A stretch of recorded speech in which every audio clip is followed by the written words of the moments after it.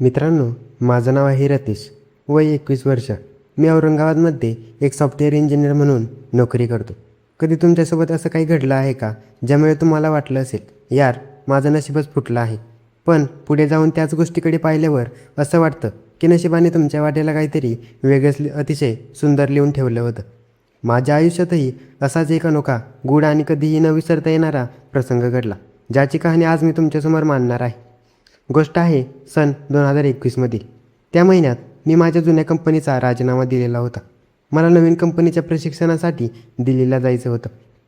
ऑफिसमध्ये माझी जॉईनिंग असल्यामुळे मी विमानाचे तिकीट बुक करायला लागलो. 18 तारखेचं तिकीट मी फायनल केलं. त्या दिवशी सकाळपासून सर्व सामान बॅगेत भरून पूर्ण तयारीशीर मी वेळेत विमानतळावर पोहोचलो. पण नशीब पहा मित्रांनो, मी तिथे पोहोचलो आणि एक मेडिकल इमर्जन्सी असलेला रुग्ण माझ्याकडे आला. तो खूप रडवेला होऊन मला विनवणी करू लागला की त्याला दिल्लीला जाणं अत्यंत गरजेचं आहे, नाहीतर त्याचा जीव वाचणार नाही. फ्लाईटमध्ये दुसरी कोणतीही जागा उपलब्ध नव्हती. माझं मन सुरुवातीला तयार नव्हतं, पण एका व्यक्तीचा जीव वाचत असेल तर काय हरकत आहे, असा विचार करून मी माझी जागा त्याला दिली.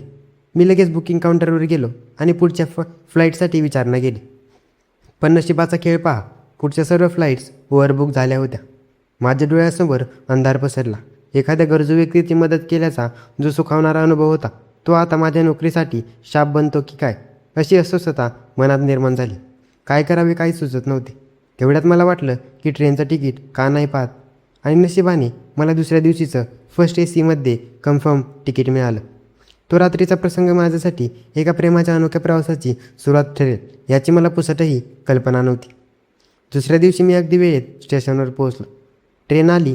मी केबिनमध्ये जाऊन बसलो. त्या केबिनमध्ये 4 सीट होत्या, पण तिथे फक्त मी एकटाच होतो.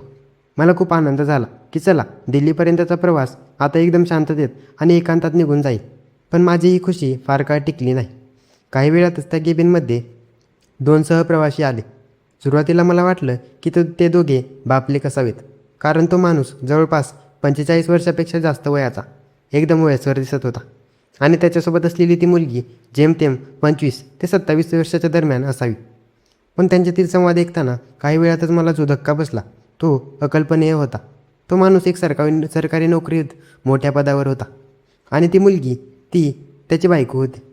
मुलीच्या घरच्यांनी फक्त सरकारी नोकरी आणि पैसा पाहून तिचं लग्न त्या म्हातारीशी लावून दिलं होतं. हे समजायला मला वेळ लागला नाही. तिच्या चेहऱ्यावर एक उदासपणा आणि मनाची पोकळी स्पष्ट जाणवत होती. ट्रेन सुरू झाली आणि बाहेर गुलाबी थंडीचे वातावरण तयार होऊ लागले. ट्रेनचा वेग वाढत असता म्हातारीने आपल्या बॅगेतून एक मोठी नशिल्या पेयाची बाटली काढली. त्याने मला मिश्किलपणे हसत विचारलं, तू घेतोस का?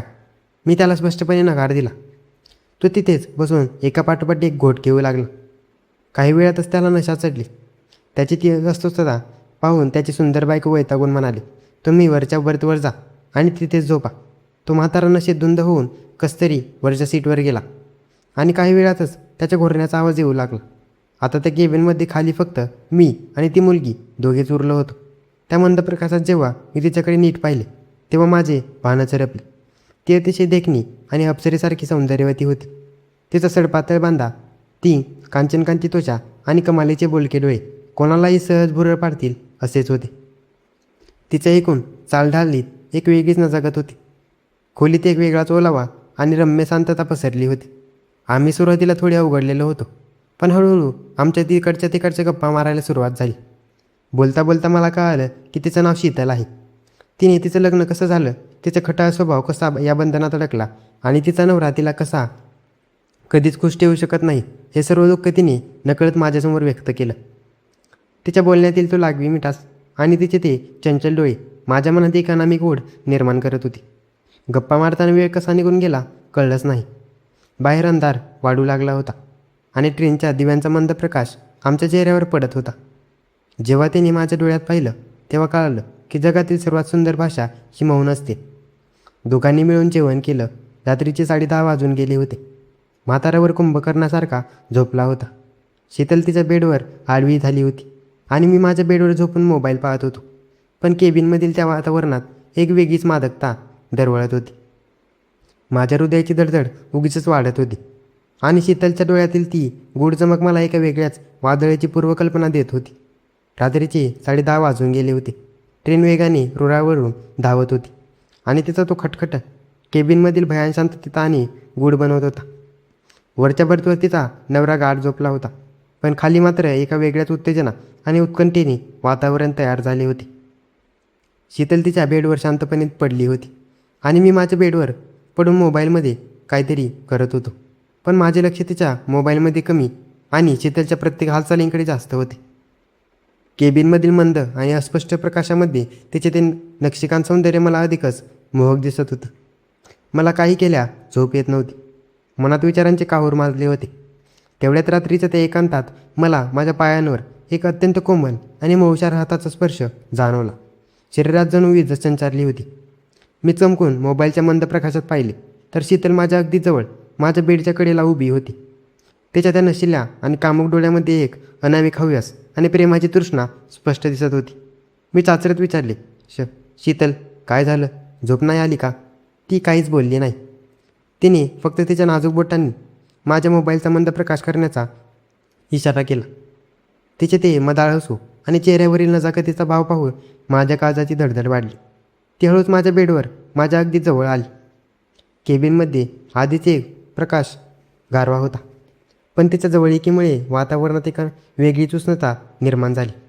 आमच्यातलं अंतर इतकं कमी होतं की मला तिचे शब्द नाही तर तिचे श्वास ऐकू येत होती. तिने मिश्किलपणे माझ्याकडे पाहिले आणि तिचा तो लवचिक आणि गोरा हात हळूच माझ्या हातावर ठेवला. तिच्या त्या हळूवार स्पर्शाने माझ्या मनात एक तीव्र अस्वस्थता आणि थरकाप उडाला. ती आपला हात माझ्या पाठीवरून आणि केसांवरून फिरवू लागली. तिचा तो रेशमी स्पर्श माझ्या शरीरात एक वेगळाच आवेश आणत होता. तिचा चेहरा माझ्या इतकाच जवळ आला होता की तिच्या केसांमधून निघणारा तो मोगऱ्याचा सुगंध मला पूर्णपणे बेधुंद करत होता. त्याने हळूच तिची बोटे कानामागे सारली आणि त्यांच्या बोटांच्या स्पर्शाने तिच्या अंगावर शहारच आला. तिने सुस्कारा सोडला आणि तिची नजर माझ्या पिळदार छातीवर स्थिरावली. रतीश म्हणून माझंही हट्टाकट्टा आणि पिळदार शरीर पाहून तिच्या मनातही भावनांचा संगम सुटला. ती हळूहळू माझ्या आणखी जवळ सरकली. मी वरच्या बर्थकडे पाहत होतो, कारण तिचा नवरा अचानक उठून पाहणार नाही ना, ही भीती मनात होती. माझी ही अस्वस्थता पाहून तिने हळूच माझी हनवटी पकडली आणि स्वतःकडे वळवले. ती अत्यंत मादक आवाजात कुजबुजली, काय सारखं वर बघत आहात? ते नाही उठणार, मला माहीत आहे. त्यांची ही रोजतीची धुंदी आहे. तुम्ही अगदी निवांत राहा. तिच्या त्या या शब्दांनी जणू माझ्या संयमाचा बांध पूर्णपणे तोडला. आता मला कशाचेच भान उरले नव्हते. मी सुद्धा तिच्या डोळ्यात डोळे घालून पाहिले आणि तिच्या लवचिक कमरेभोवती माझ्या हातांचा विळखा घट्ट करायला सुरुवात केली. आमची ही रेशमी जवळीक आता एक नवीन सीमेवर पोहोचणार होती. तिच्या त्या शब्दांनी माझ्या मनातील संकोच पूर्णपणे पुसून टाकला होता. वरच्या बर्थवर तिचा नवरा गाढ झोपेत होता आणि खाली ट्रेनच्या त्या अंधारलेल्या केबिनमध्ये आम्ही दोघे विश्वाच्या पलीकडे एका वेगळ्याच दुनियेत निघालो होतो. बाहेर हलकी गुलाबी थंडी आणि पावसाचे वातावरण होते, पण आत मात्र आमच्या श्वासांची ही गरमागरम ऊब निर्माण झाली होती. मी कसलाही विचार न करता शीतलच्या आपल्या आणखी जवळ ओढलं. माझेही पिळदार शरीर आणि मजबूत हात जेव्हा तिच्या भरदार आणि नाजूक कमरेभोवती घट्ट झाले, तेव्हा तिच्या सर्वांगावर शहाऱ्यांची एक लाटच उसळली. त्याने तिला आपले इतकं जवळ ओढलं की तिच्या हृदयाची धडधड त्याला स्वतःच्या छातीत जाणवू लागली.